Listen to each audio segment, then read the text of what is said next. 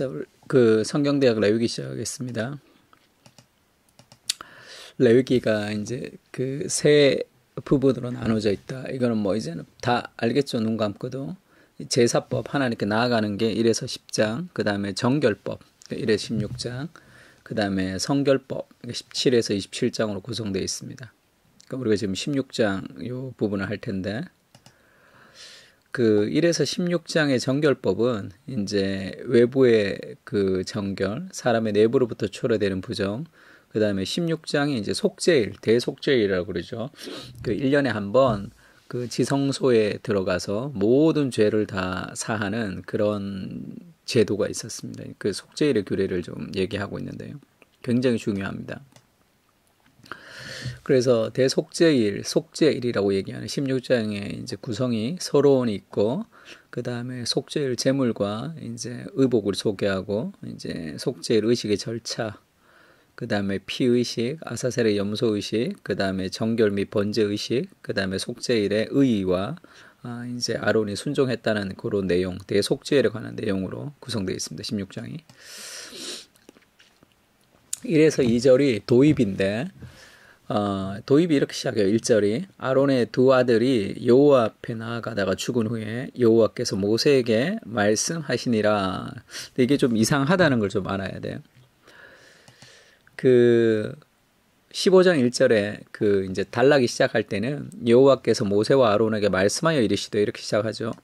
14절 1절도 여호와께서 모세에게 말씀하여 이르시되, 뭐 다 똑같습니다. 여호와께서 모세와 아론에게 말씀하여 이르시되, 여호와께서 모세에게 이르시되, 이렇게 시작이 되는데 16장 1절은 여호와께서 모세에게 말씀하시니라 앞에 하나가 더 붙었어요. 아론의 두 아들이 여호와 앞에 나아가다가 죽은 후에라는 그 사건이 기록되고, 그 다음에 여호와께서 모세에게 말씀하시니라 하니까 16절이 아론과 그 두 아들이 죽고 난 후에 그 다음에 이제 말씀하셨다라고 이제 그 이해할 수 있겠죠. 아론의 두 아들이 그 여호와 앞에서 죽은 사건이 무슨 사건이냐면, 기억나야 되는데, 그 레위기 10장에 보면 아론의 아들 나답과 아비후가 각기 향로를 가져다가 여호와께 명령하지 아니하신 다른 불을 담아서 여호와 앞에 분향하더니 불이 여호와 앞에 나와 그들을 삼킴에 그들이 여호와 앞에서 죽은지라. 이 사건이 있었어요. 그러니까 하나님이 명하시지 않은 다른 불을 가지고 제사를 드렸다가 이 거룩한 것을 경박하게 생각했던 그들이 하나님 앞에 죽는 사건이 있었습니다. 이게 10장 1절에 시작되었는데 16장 1절에도 아론의 두 아들이 여호와 앞에 나아가 죽은 후에 지금 대속죄의 이 규례를 하나님 앞에 얘기하는 거죠. 10장에 있었던 사건이 16장에서 얘기합니다. 이게 어떤 의미가 있는지를 좀 봐야 되는데, 지금 우리가 세 가지로 그 레위기를 구성할 때, 나눌 때 1에서 10장이 제사법이라고 했는데, 지금 이 아론과 나답과 아비후가 아론의 아들이 죽은 사건이 10장에서 시작이 돼요. 그러니까 이제 그 제사법의 제일 마지막 장을 그 10장이 이제 정리를 하는 거죠. 1에서 10장이 하나님 앞에 제사를 드리는 방법에 대해서 나오는데, 하나님 앞에 나아가는 방법. 근데 잘못 나아가서 죽은 사건이 1에서 10장 제사법이 제일 마지막에 지금 구성되어 있습니다. 그러니까 1에서 10장의 제사법의 마지막에 지금 이 사건이 있으니까 지금 1에서 10장의 내용이 뭐라는 거예요. 제사의 내용은 거룩하신 하나님 앞에서 죄인이 죽지 않고 살아가는 법이 뭐야? 그게 제사죠.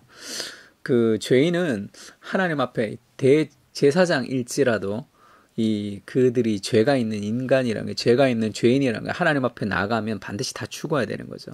근데 하나님 앞에 나아가서 죽을 수밖에 없는 인간이 하나님 앞에 나아가면서 죽지 않고 살아갈 수 있는 방법이 무엇이냐? 그게 제사라는 거죠. 그러니까 제사는 우리가 죽어야 되는데 대신 누군가가 죽어서 하나님 앞에 나아가는 것이라는 것을 보여주고 있습니다. 제사법의 핵심을 보여주고 있는 거죠. 그래서 제사법을 마무리하는 10장에 나와 있습니다. 그리고 이 16장에서 이제 나답과 아비후가 죽은 후에라고 그 대속죄일이 시작되니까, 이 10장과 16장에서 그 제사장이 죽은 사건이 기록되어 있으니까 11장부터 15장이 지금 샌드위치처럼 끼어져 있는 쉬며 또 1에서 16장의 마무리도 지금 10장의 마무리도 16장의 마무리도 지금 같은 거죠. 그러니까 결국 이 죄인이 하나님 앞에 나아가는 법이 제사고, 그 다음에 정결하는 것도 마찬가지. 정결해 죄인이 하나님 앞에 정결해지는 방식도 이것으로 마무리되고 있습니다.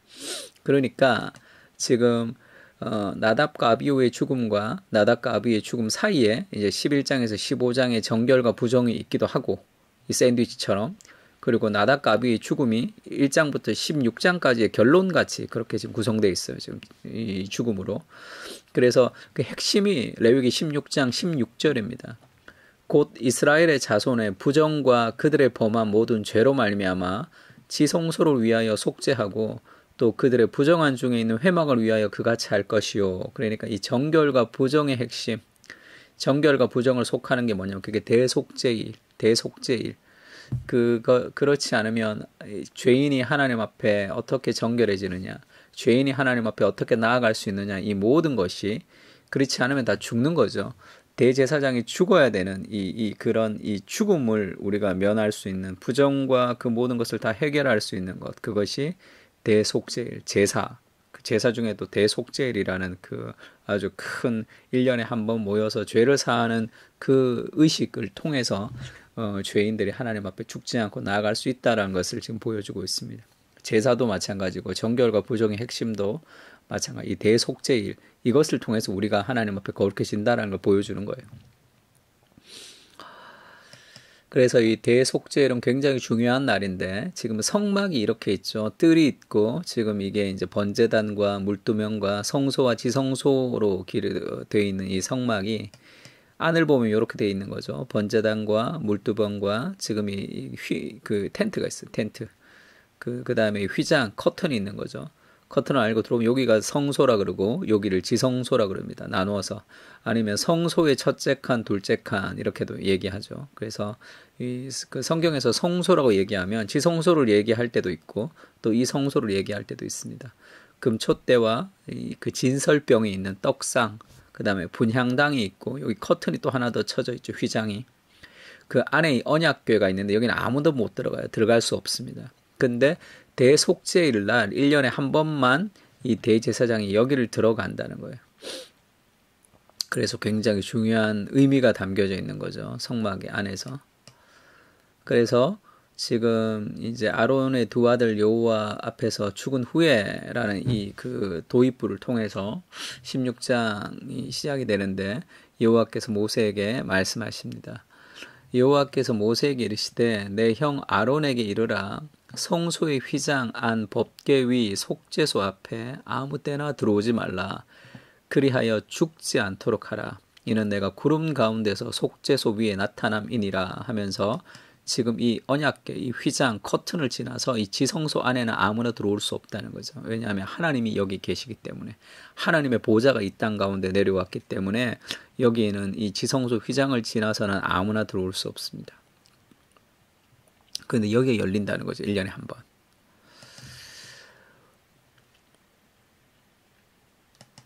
그러면서 이제 그날 1년에 한 번 그것이 열려서 그곳에서 죄를 사하는 제사를 드리는 그 의식을 지금 설명하는 게 이제 제물과 의복을 준비하는 것. 그게 이제 3절에서 5절이죠.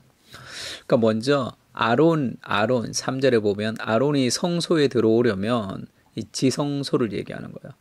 숫송아지를 속죄 제물로 삼고 숫양을 번제물로 삼고 속죄제와 번제를 드려야 되는데, 아론이 성소에 들어오려면 이렇게 아론이 대제사장이지만 대제사장도 그냥 들어갈 수 없는, 그냥 들어가면 죽어요.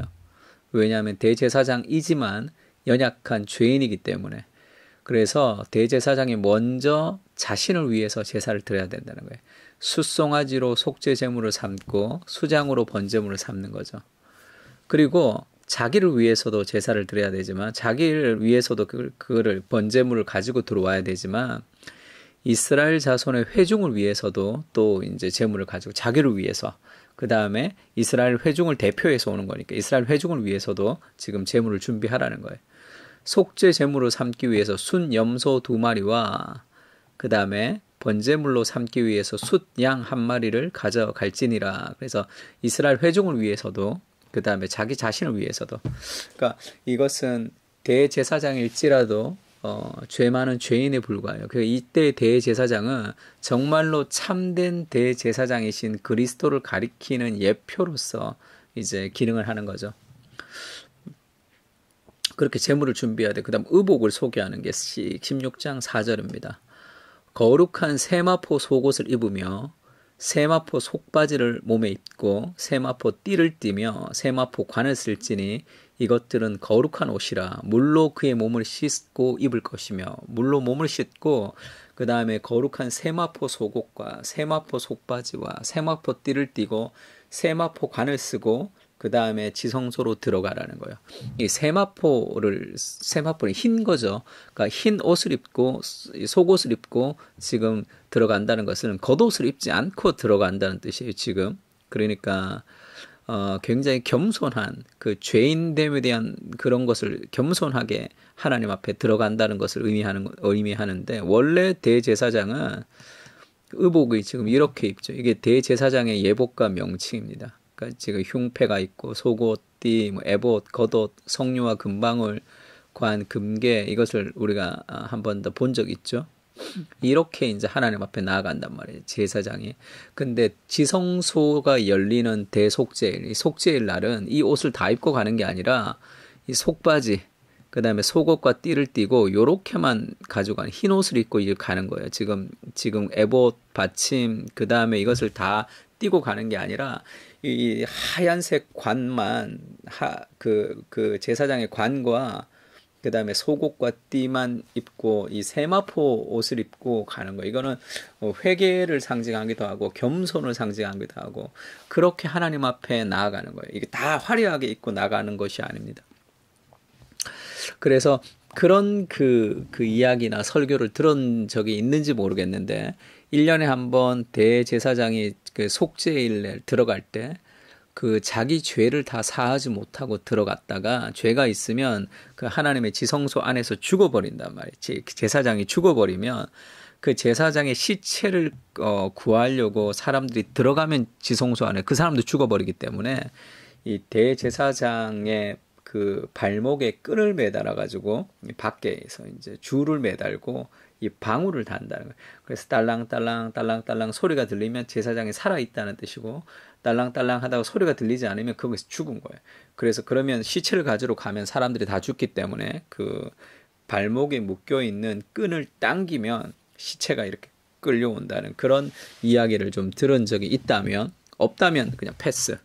들은 적이 있다면 그건 다 그 성경에 나오지 않는 가짜 얘기입니다. 왜 그런 얘기가 나왔냐? 뭐 알아보니까 외경에 뭐 그런 얘기가 나왔다는 그 뭐 유대 랍비들이 그렇게 얘기했다는 얘기가 있는데 그건 성경에 나오지 않아요. 그리고 방울을 딸랑딸랑 방울은 원래 여기 달리는 거예요. 여기 겉옷에. 그러니까 제사장의 방울이라는 것은 발목에 다는 것은 아니고 그리고 이 속옷만 입고 이렇게 그 세마포 옷만 입고 나가기 때문에 지금 발목에 그 딸랑딸랑 달린다는 것은 그것은 가짜 뉴스 같은 거예요. 그래서 아마 그렇게 설교를 들었다면 목사님이 1차 자료를 안 보고 2차 자료 그렇게 해석되어 있는 자료들이 있긴 있습니다. 그러나 대제사장이 지성소에 들어갈 때는 그냥 들어간다는 걸 좀 알아야 돼요. 딸랑딸랑해서 뭐 시체를 끌어내고라는 그런 좀 회개망측한 그런 스토리들은 뭐 들으면 재미있지만 너무 기계적이겠죠. 사람을 구하러 들어갔는데 전설 고양 같이 뭐 세 발짝 뛰면 뭐 그렇게 되면 안 된다. 세 발짝 뛰면 뭐가 된다든지 그런 식은 좀 성경과는 좀 맞지 않겠죠. 그렇지 않다라는 거. 세마포 옷을 입고 들어간다는 거 좀 이해하면 좋을 것 같고요. 그 다음에 이제 속죄일 의식의 절차입니다. 아까는 이제 제물과 의복에 대해서 얘기했고 어떤 의식의 절차가 시작되냐면 아론은 자기를 위한 속죄제의 숫송아지를 들이대 자기와 집안을 위하여 속죄하고 자기 자신을 위해서 이제 속죄하는 거죠. 또 두 염소를 가지고 회막문 여호와 앞에 두고 이건 이제 백성을 위한 건데 두 염소를 위하여 제비를 뽑아서 한 제비는 여호와를 위하여 염소 제비를 뽑아서 한 염소는 제사를 드리고 한 염소는 아사셀을 위하여 할지며 아사셀이 뭐냐면 아론은 여호와를 위하여 제비 뽑은 염소를 속죄제로 드리고, 그 다음에 2마리 중에 1마리를 속죄제로 드리고, 그 다음에 아사셀을 위하여 제비를 뽑은 염소는 산채로 여호와 앞에 두었다가 그것으로 속죄하고, 아사셀을 위하여 광야로 보낸 거예요. 2마리 중 1마리는 제사를 드려서 죽여서 그 피로 제사를 드리고, 나머지 1마리는 하나님 앞에 산채로 두었다가 속죄하고 그 아사셀의 염소를 광야로 보낸단 말이에요. 그것은 우리의 죄가 사해졌고 우리의 죄가 우리를 떠나간다는 뜻이에요. 우리를 떠나간다. 그 죄를 지고 우리를 떠나갔다는 뜻이라 다시는 너희가 이제 죄를 위해서 제사 드릴 것이 없다라는 그런 의미들이 있습니다. 죄가 떠나가는 의미죠. 그 죽은 그 염소, 그 양과 비슷해요. 죽은 어린 양, 죽은 염소, 죽은 그 제물이 결국 우리의 죄를 지고 갔다라는 의미가 있습니다. 그래서 보라, 세상 죄를 지고 가는 하나님의 어린 양이다 할 때 세상 죄를 지고 가는 하나님의 어린 양이 지금 그 아사셀의 염소, 그것을 좀 상징하는 의미들이 있습니다. 그것을 보여주는 상징으로 지금 그 속죄의 의식이 이제 있고요. 그 다음에 11절부터 19절은 이제 속죄일에 이제 제사를 어떻게 드리느냐, 피의 의식을, 피를 통해서 이제 제사를 드리는 걸 얘기하는데, 아론은 자기를 위한 속죄제의 숫송아지를 드리되 자기 집안을 위하여 속죄하고 자기를 위한 그 속죄제의 숫송아지를 잡고 자기를 위해서 이제 그 속죄제를 드리는 거죠. 그리고 나서 이제 지성소로 들어갈 때 이제 12절에 향로를 가져다가 여호와 앞 제단 위에서 피운 불을 그것에 채우고 또 곱게 간 향기로운 향을 2손에 채워 가지고 휘장 안에 들어가서, 이게 무슨 얘기냐면 지금 그 지성소와 성소 사이에 이 휘장이 있는데 지금 이 진설병이 있고 지금 이 등대가 있고 여기가 분향단, 향이 있잖아요. 분향단. 여기에서 향로를 가지고 여기 있는 향로를 가지고 이 연기를 막 피우는 거예요. 연기를 피워서 지금 휘장이 열리고 이 연기를 막 피워가지고 지성소 안으로 들어가라는 거예요. 왜냐하면 그 하나님의 법궤가 보이지 않도록 그 연기로 이제 그 나를 가리는 의미가 있죠. 그 거룩하신 하나님, 그 향로를 가져다가 여호와 앞 제단 위에서 피운 불을 그것을 채우고 곱게 간 향기로운 향을 2손에 채워가지고 휘장 안으로 들어가서 연기로 확 이렇게 피우는 거죠. 여호와 앞에서 분향하여 향년으로 증거궤 위 속죄소를 가리게 할지니 그리하면 그가 죽지 아니할 거래요. 증거궤 위에 있는 뚜껑 이름이 속죄소죠. 속죄소, 시은좌라고 그랬습니다. 죄를 사하는 자리, 장소, 시은좌 자리, 하나님의 보호자예요. 그렇게 가리면 그가 죽지 아니할 것이며, 그런 또 숫송아지의 피를 가져다가 손가락으로 속죄소 동쪽에 뿌리고 손가락으로 그 피를 속죄소 앞에 7번 뿌리치며 그 피를 가지고 속죄소, 지성소에서 그 피를 뿌린다는 거죠.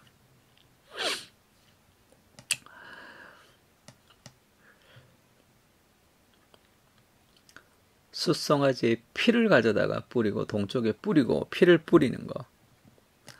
그 다음에 이제 그 15절부터 19절이죠. 계속 속죄일의 피의 의식인데, 또 백성을 위한 속죄제 염소를 잡아 그 피를 가지고 휘장 안으로 들어가서 그 숫송아지의 피로 행함같이 자기 죄를 위해서 했던 것 같이 백성을 위해서도, 백성을 대표해서 가니까 그 피로 행하여 속죄소 위와 속죄소 앞에 뿌릴지니 곧 이스라엘 자손의 부정과 그들이 범한 모든 죄로 말미암아 지성소를 위하여 속죄하고 또 그들의 부정한 중에 있는 회막을 위하여 그같이 할 것이며. 그러니까 지금 여기서 속죄소에서 제사를 드릴 때 지성소가 열려서 지금 지성소 안에 들어가, 휘장이 열려 지성소 안에 들어가서 그 피를 뿌리는 것이 그 지성소를 위하여, 회막을 위하여 이렇게 나오죠. 그러니까 예전에 한번 설명을 하기도 했는데 기억을 할지는 모르겠는데, 아까 이제 성막을 보여준 도표가 있으면 우리가 하나님 앞에 죄를 지을 때 그 죄는 나 혼자만의 죄가 아니라 그것이 다 그 사람과 나와의 관계에서 지은 죄죠. 그리고 또 하나님과에게도 죄를 짓는 거죠. 그래서 우리가 그 사람과 화해하고 끝나는 것이 아니라 하나님 앞에 제사를 드리고 하나님 앞에 회개해야 된다, 이런 얘기도 했습니다. 근데 이제 또 한 가지를 좀 덧붙이자면, 우리의 모든 죄, 그러니까 지금 이 이스라엘에 짓는 이 죄는 그 사람들을 더럽히기도 하고, 그 다음에 성소를 더럽히는 거예요. 우리가 죄를 지으면 성소가 더러워지는 거예요. 그래서 우리가 지었던 죄들을 회개할 때 단순한 회개로 끝나는 게 아니라 피를 그 성소에서 바르면서 그 성소를 정결하게 한단 말이에요. 그러면 이제 지금 우리가 여기를 보면 지금 이 성소가 더러워지는 거죠. 그 죄의 경중에 따라 성소가 더러워집니다. 그래서 우리가 이제 그 레위기 볼 때 우리가 정결하게 하고, 우리가 죄를 졌거나 부정하게 되어서 우리가 정결하게 하고 여호와 앞에 제사를 드릴 때, 또 우리가 속죄제를 드릴 때, 그 백성의 죄를 위해서 제사를 드린다 할 때 일반적인 죄는 그 피를 가지고 어디에 바르냐 하면 이 번제단에다 발라요. 여기다 바릅니다. 번제단의 귀퉁이에 피를 바른다. 왜냐하면 그 죄는 성소에 여기까지 더러워졌다고. 번제단까지 더러워졌기 때문에 여기 피를 바르면서 성소를 정결하게 한단 말이에요. 그 다음에 대제사장이 자기가 죄를 지었을 때 송아지 한 마리, 백성 전체를 위해서 죄를 사할 때, 그때는 이제 그 레위기 우리 그 3장 4장 같은 데 보면 그때는 이 성소가 더러워졌어요. 그러면 이 분향단 여기에다가 지금 피를 바릅니다. 그럼 여기까지 더러워진 죄를 지금 해결하는 거죠. 근데 하나님 앞에 우리가 범죄를 했을 때는 여기만 더러워지는 게 아니라 하나님의 언약궤가 더러워졌단 말이에요. 그러니까 여기까지 더러워진, 그러니까 정말로 큰 죄가 지금 이 하나님의 언약궤까지 더러워진 거죠. 이것을 휘장을 열고 1년에 한 번씩 들어와서 여기를 깨끗이 하면서 이 우리의 모든 죄로 인해서 더러워진 성소를 정결하게 한다는 의미를 담고 있습니다, 지금. 그래서 1년에 한 번 우리의 모든 죄, 이스라엘의 모든 죄, 그러니까 여전히 해결되지 않았던 지성소를 더럽힌 모든 죄를 다 해결하는 거죠. 그래서 지금 이 지성소까지 들어와서 지금 그 해결하는, 백성을 위한 피를 바르는, 지성소를 위해서. 그리고 그게 이 지성소를 위해서 정결하게 된다는 의미입니다. 그리고 17절에 그가 지성소에 속죄하러 들어가서 자기와 그의 집안과 이스라엘의 온 회중을 위하여 속죄하고 나오기까지는 누구든지 회막에 있지 못할 것이며, 누구든지 그 회막에 있지 못해. 제사장이 들어가서 죄를 사할 때는 그는 여호와 앞 제단에 나와서 그것을 위하여 속죄할지니 곧 그의 숫송아지의 피와 염소의 피를 가져다가 제단의 귀퉁이 뿔들에게 바르고, 또 손가락으로 그 피를 그 위에 7번 뿌려 이스라엘 자손을 부정해서 제단을 성결하게 할 것이요. 그러니까 이스라엘의 자손에 부정해서 그 제단을 성결하게 한다. 지금 그렇게 이스라엘의 죄에서 그 지성소에 그 피를 바르면서 그것이 지금 정결하게 된다, 그 얘기를 하고 있습니다. 모든 죄가 다 이제 씻어지는 거니까, 깊은 죄까지. 근데 19절은 번역이 조금 아쉬운데, 우리나라 번역에는 그렇게 피를 발라서 이스라엘 자손을 부정해서 제단을 성결하게 할 것이요, 이렇게 이제 하나의 단어로 했는데, 왜냐하면 거룩하게 하고 결 깨끗하게 한다 합친 게 사실 성결이라. 근데 이제 성결 하면 우리는 하나의 단어라고 생각하죠. 근데 원래는 이 두 가지의 단어가 쓰였습니다. 두 가지 단어가 쓰였는데 히브리어로 그것을 두 가지 의미를 다 담고 있기 때문에 성결 이렇게 번역했는데, 우리가 성결하면 이게 거룩하며 정결하다고 생각하지 않고 하나로 생각하기 때문에 좀 오해를 살 수 있어요. 그래서 지금 이 CCK가 코리아 CCK가 세 번역인가? 세 번역도 아니고 뭐죠? CCK나 하니까 헷갈릴 텐데,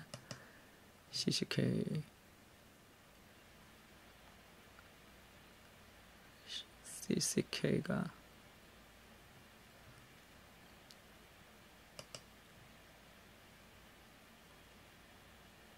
세 번역이네.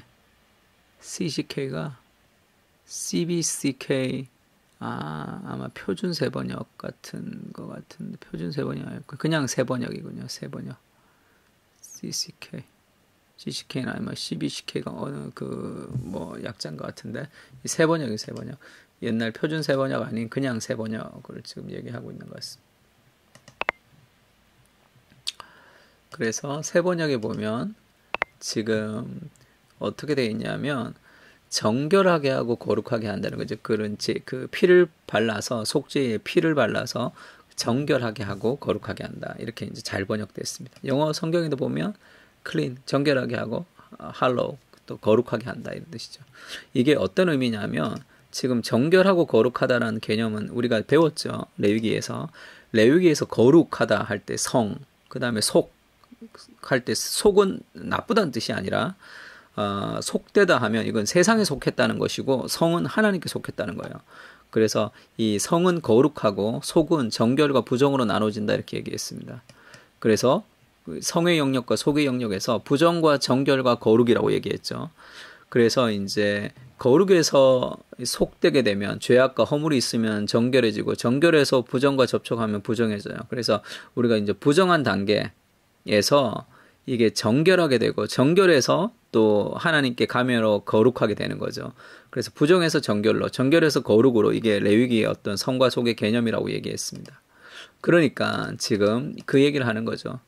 이 성결하게 할 것이요 이 말은 정결하게 하고 거룩하게 한다는 것은 이 부정에서 이스라엘 자손을 부정해서 정결하게, 정결해서 거룩하게 한다는 뜻이에요. 그 얘기를 지금 다 하고 있습니다. 요 얘기를 하고 있는 거예요. 이 단계별로. 그게 이제 피를 발라서 대속죄일 날 이스라엘의 모든 죄를 다 이제 부정해서 거룩하게 만드는 것이라고 얘기하고 더러워진 성소를 깨끗하게 한다고 얘기했습니다. 그래서 21일은 이제 그 속죄의 염소에 대한 얘기를 하는데 아사셀의 염소를 그 지성소와 회막과 제단을 위하여 속죄하기를 마친 후에 살아있는 염소를 들이되 아론은 그의 두 손으로 살아있는 염소의 머리에 안수하여 우리 죄가 전가되는 거죠. 이스라엘 자손의 모든 불의와 그 범한 모든 죄를 아뢰고 그 죄를 염소의 머리에 두어 미리 정한 사람에게 맡겨 광야로 보냅니다. 염소가 그의 모든 불의를 치고 접근하기 어려운 땅에 이르거든 그는 그 염소를 광야에 놓을지며 다시는 돌아오지 않는 거죠. 우리의 죄가 다 사하여졌다는 것을 보여주는 그런 상징으로서의 모습입니다. 그 다음에 이제 23절, 28절은 이제 정결의식과 번제인데요. 아론은 회막에 들어가서 지성소에 들어갈 때 입었던 세마포 옷을 벗어 거기에 두고 이제 제사를 드렸단 말이에요. 제사를 드리고 이제 그 밖으로 나올 때는 이제 지성소에 들어갈 때 입었던 세마포 옷을 벗어서 거기에 두고 거룩한 곳에서 물로 다시 씻어야 돼. 그리고 나서 자기의 옷을 입고 나와서 자기의 번제와 백성의 번제, 이제 그 속죄제를 드렸으니까 이제 번제를 드리는 거죠. 죄가 사해졌으니까 하나님 앞에 이제 번제도 죄가 사하는 의미가 있지만 하나님 앞에 헌신하는 드리는 의미가 있으니까 죄가 사해졌으니까 하나님 앞에 드리는 의미로 자기의 번제와 백성의 번제를 드려 자기와 백성을 위하여 속죄하고 속죄 제물의 기름을 제단에서 불사를 것이요 염소를 아사셀에게 보내는 자는 그의 옷을 빨고 물로 그의 몸을 씻은 후에 진영에 들어갈 것이요. 이제 일상으로 복귀하는 거죠. 거기서 이제 세마포 옷을 벗어서 거기서 두고 다시 자기 옷을 입고 이제 들어옵니다. 속죄제 수송아지와 속죄제 염소의 피를 성소에 들어가다 속죄하였은즉 그의 가죽과 고기와 똥을 밖으로 내다가 불사를 것이요. 이제 그 짐승을 죽여서 양을 죽여서 염소를 죽여서 이제 그 피를 가지고 속죄제로 했으면 그 다음에 고기와 똥이 남잖아. 기름을 태우고 그거를 이제 밖에서 버리는 거죠. 불사른 자의 그의 옷을 빨고 물로 그 몸을 씻은 후에 이제 진영으로 들어갈지라. 그러니까 아주 복잡한 과정을 거치는 거죠. 정결을 씻는 거죠. 그 다음 마지막에는 이제 속죄일의 의의가 나옵니다. 29절부터. 너희는 영원한 이 규례니, 그러니까 굉장히 중요한 사건이라는 거지. 이미 속죄일에 영원히 지켜야 될 규례니까. 그러니까 지금도 우리가 뭐 속죄를 지켜야 됩니까? 이스라엘 지금도 뭐 지킨다는 얘기도 있는데, 일곱째 달 10일에, 그러니까 7월 10일이에요. 너희는 스스로 괴롭게 하고, 스스로 괴롭게 한다는 것은 이제 회개하면 겸비하게 한다는 거죠. 아무 일도 하지 말되 본토이든지 너희 중에 거류하든 거류민이든지 그리하라. 모든 사람, 본토인과 거류하는 거류민 모두가 다 이제 그 대속죄를 지키는 거죠. 이날에 너희를 위하여 속죄하여 너희를 정결하게 하리니 너희의 모든 죄에서 너희가 여호와 앞에 정결하리라. 이제 모든 죄를 한 번에 지금 대속죄일 날 그날에 모든 죄가 다 사해지는 거죠.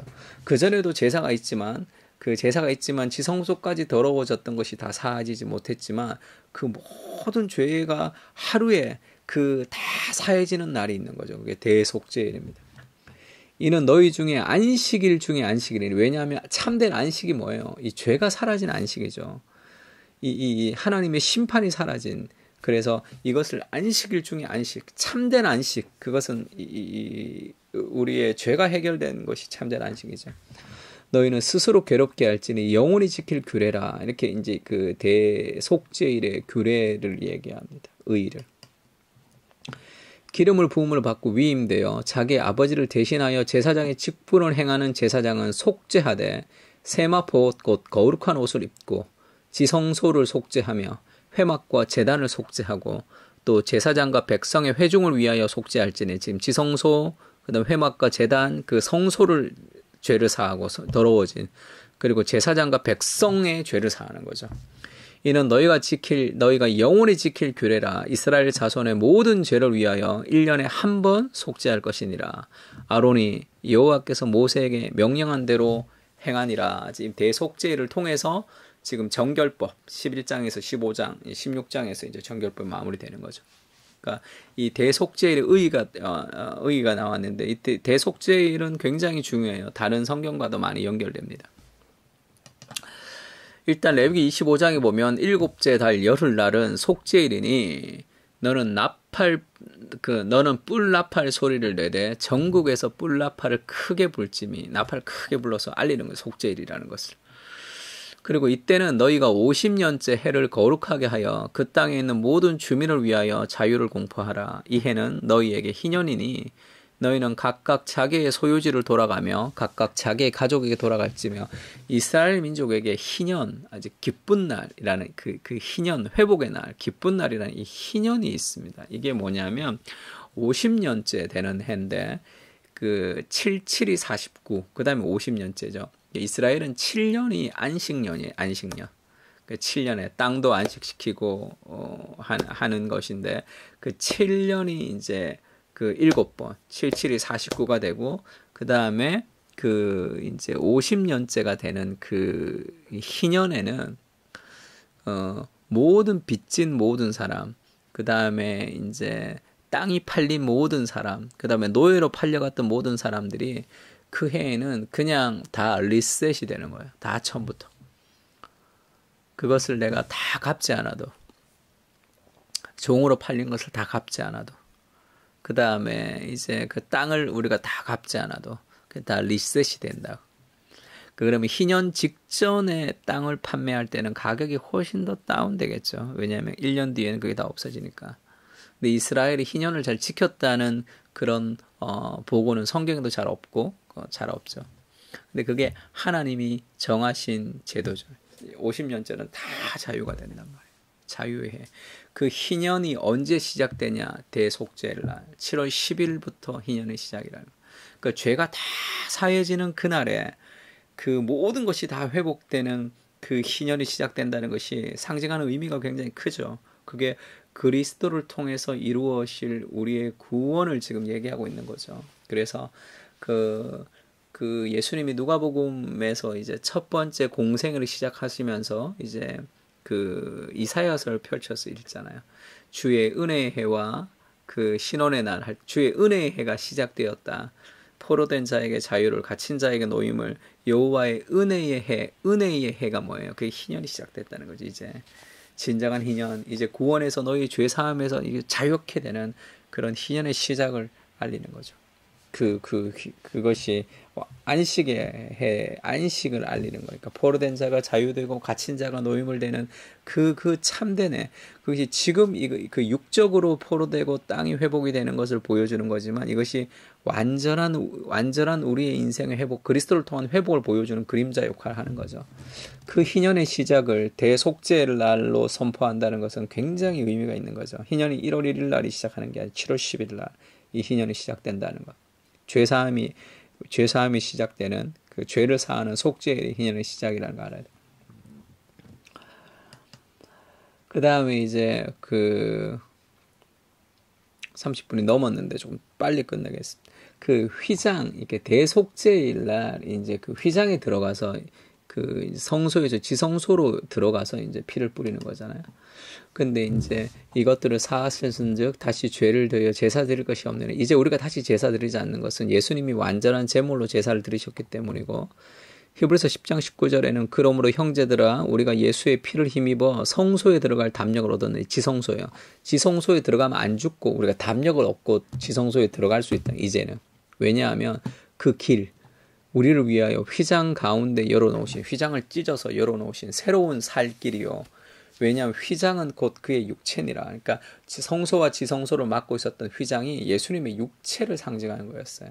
그러니까 그리스도의 십자가에서 예수 그리스도께서 몸이 찢겨 죽으시면서 이 핏길을 여셔서 이제는 하나님께로 나아가는, 그 지성소가 막혀 있었잖아요. 아무나 하나님을 만나면 두렵고 죽었던 그 대속죄일 날처럼 우리가 휘장이 이제는 찢어졌어요. 그러니까 핏길을 예수님이 내셨단 말이에요. 자기 몸을 찢어서 핏길을 내셔서 그리스도의 보혈의 피를 통하면 이제 하나님 앞에 나아가는, 지성소 앞에 우리가 나아가는 그런 존재가 되는 거죠. 그래서 보혈을 지나 하나님 품으로, 보혈을 지나 하나님 앞으로 할 때 그 담대히 나아가네 할 때 지금 그 얘기를 하는 거죠. 휘장이 그리스도 육체 십자가 찢어져서 나가는 그런 의미가 있습니다. 그리고 제사장, 제물 제사장 성소, 이것은 조금 복잡하긴 한데 간단하게 얘기하자면 이 완전하지 못한 제물이었죠. 그때는. 그러니까 계속 반복해서 해마다 뭐 대속죄일 날 제물을 드려야 됐잖아. 그 제사장도 완전하지 못한 제사장이라, 제사장도 자기가 죄가 있으니까 자기 죄도 사하고, 그 다음에 자기가 죄로 죽고, 그러니까 그 아들이 또 죽고, 그 아들이, 그러니까 제물도 완전하지 못하니까 제사가 반복되고, 제사장도 완전하지 못해서 우리가 그 제사장이 이제 계속 수효가 많은 이유가 있는 거죠. 히브리서에서 그것을 다 한마디로 다 요약하죠. 예수님이 이 세상 죄를 지고 가는 하나님의 어린 양, 완전한 제물로 오셔서 예수 그리스도께서 그 완전한 제물로 영원한 제사를 드렸기 때문에 이제는 우리가 다시 제사 드리지 않는 거죠. 그리고 예수님은 제사장으로 이 땅에 오신 거죠. 그래서 그리스도께서 우리의 대제사장이 되셔서 우리를 위해서 중보하시고, 그리고 성소로 들어가시고, 그래서 예수 그리스도께서 제사장으로 완전한 제물로 완전한 제사를 드렸단 말이에요. 그리고 하늘에 있는 성소로 올라가시 승천. 그래서 지금 그리스도께서 완전한 제사장, 그리고 완전한 제물, 그리고 완전한 성소, 이 성전도 곧 그리스도를 상징하는 거죠. 성전된 자기의 육체를 가리킵니다. 이렇게 얘기해서 성전의 휘장이 찢어졌다는 것은 성전이 다 깨어졌다는 뜻이에요. 성전 내벽이 다 철폐됐다는 뜻이에요. 그래서 성전에는 여기가 이방인의 뜰이라고, 이방인들이 여기밖에 못 왔고, 여자들은 여기만 여인의 뜰, 남자들은 요 앞에까지 갔고, 제사장은 더 갔습니다. 그 다음에 대제사장만 지성소에 들어갔는데 이것이 다 깨졌다는 거죠. 그리스도로 인해서. 그래서 그리스도 안에서는 제사장과 신분과 남녀와 차별과 모든 것이 다 해방된 구원의 날이 지금 도래가 된 거죠. 그래서 남자, 여자나 유대인이나 헬라인이나 관계없이 모두 다 그리스도 안에서 다 하나이니라, 이렇게 얘기했던 그 바울의 얘기가 지금 이 성전의 모든 것이 다 철폐가 된 이 그리스도의 구원을 보여주는. 그래서 이 대속죄일은 예수 그리스도의 구원을 굉장히 함축적으로 보여주는 그림이었어요. 그것이. 그러니까 그리스도께서 오셔서 참된 대속죄일을 우리에게 보여주셔서 이제 다시는 제사 드릴 일이 없고 하나님 앞에 담대히 나갈 수 있는 그런 존재가 우리가 되었다. 그러니 뭐 해야 되겠습니까? 기도해야 되겠죠. 우리가 지금 눈만 감으면 하나님 만날 수 있는 지성소의 한가운데서 우리가 하나님을 경험하며 살아갈 수 있는 시대를 산 거죠. 그리스도의 희생을 통해서 지금 그런 세상을 만들어 주셨습니다. 그게 이 대속죄일의 의미죠. 대속죄. 우리를 대신해서 우리가 죽어야 되는데 대신해서 그리스도께서 우리를 위해서 죽으셨다. 그래서 지금 우리가 하나님과의 관계가 회복되었던 그런 시대로 우리가 살아가고 있습니다. 대속죄 조금 길어서 오늘 조금 좀 한 10분 정도 더 했는데 조금 더 설명을 할 수 있으면 더 좋은데 그건 또 다음 기회에 또 그렇게 하면 좋을 것 같습니다. 그래서 오늘 강의를 듣고 다시 한번 보세요. 16장을. 그래서 그 전체가 다 이해가 되면 그러면 이제 좋을 것 같습니다. 한번 기도합시다. 하나님, 그 대속죄일에 우리의 모든 죄를 다 한 번에 해결하시는 그날이 또 희년의 시작입니다. 그리스도께서 오셔서 우리에게 참된 희년을 선물하시고 참된 대속죄일에 진정한 제사장과 진정한 제물이 되셔서 우리를 그리스도께로 하나님께로 인도하신 그리스도의 사랑을 기억하며 우리가 그 하나님의 사랑으로 그리스도의 피로 구원받은 하나님의 백성으로 우리가 그 합당한 인생을 살아갈 수 있도록 그 구원의 은혜를 늘 기억하며 우리가 날마다 주님 앞에 나아갈 수 있도록 주님 은혜를 베풀어 주시고 우리가 하나님 앞에 나아가는 이 귀한 특권을 위해서 그리스도께서 생명을 바치시며 육체를 찢으신 것을 기억하며 그 보혈을 통해 주님 앞에 나아가며 살아갈 수 있도록 주님 도와주십시오. 주님을 귀하게 생각하며 그리스도의 구원에 감사하며 살겠습니다. 예수님의 이름으로 기도합니다. 아멘. 자, 정말 수고 많으셨습니다.